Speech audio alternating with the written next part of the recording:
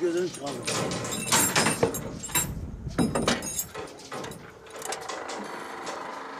Yallah.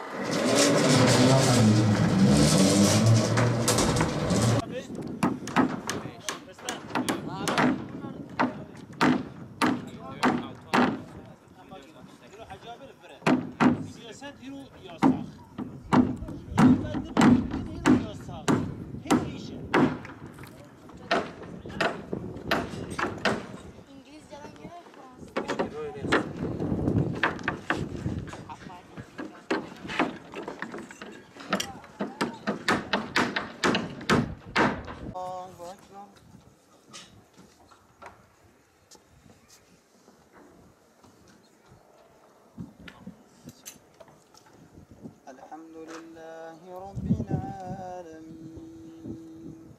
Errahmanirrahim. Allahu Ekber.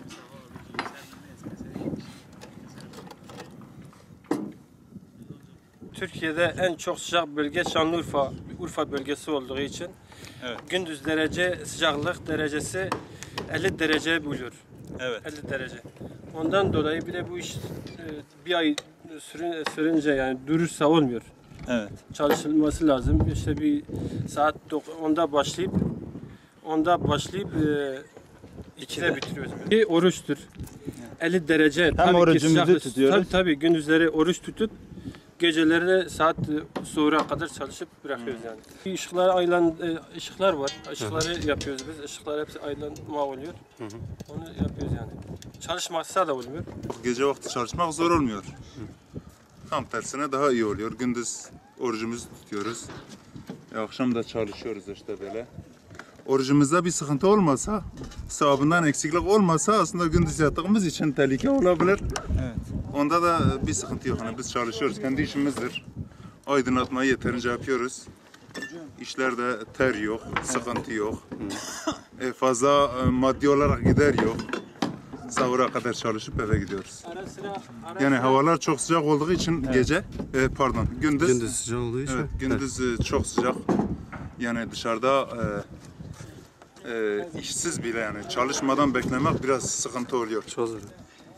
Şimdi işler işte gece çalışıyoruz, o da sıkıntı olmuyor. Tam tersine çok iyi oluyor. Biraz iş az çıkıyor ama idare ediyoruz. Yani oruç gideceğine iş gitsin daha iyidir.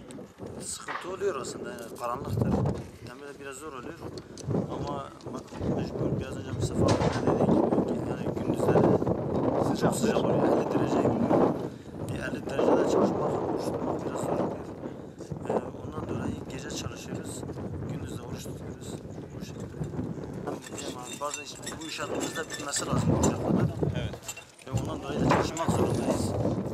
Oruçlu da çalışamayacağımıza göre ya orucu yiyeceğiz ya da çalışacağız, başka çare yok. En iyisi geceler çalışmaktır. İşte gündüzlerin Urfa'nın çok sıcak olmasından dolayıdır. Gündüz oruçluyken fazla sıkıntı yaşamamız için gece çalışıyoruz. Hem dünyalık işimiz aksamıyor hem ahireti olarak bir sıkıntı çekmiyoruz.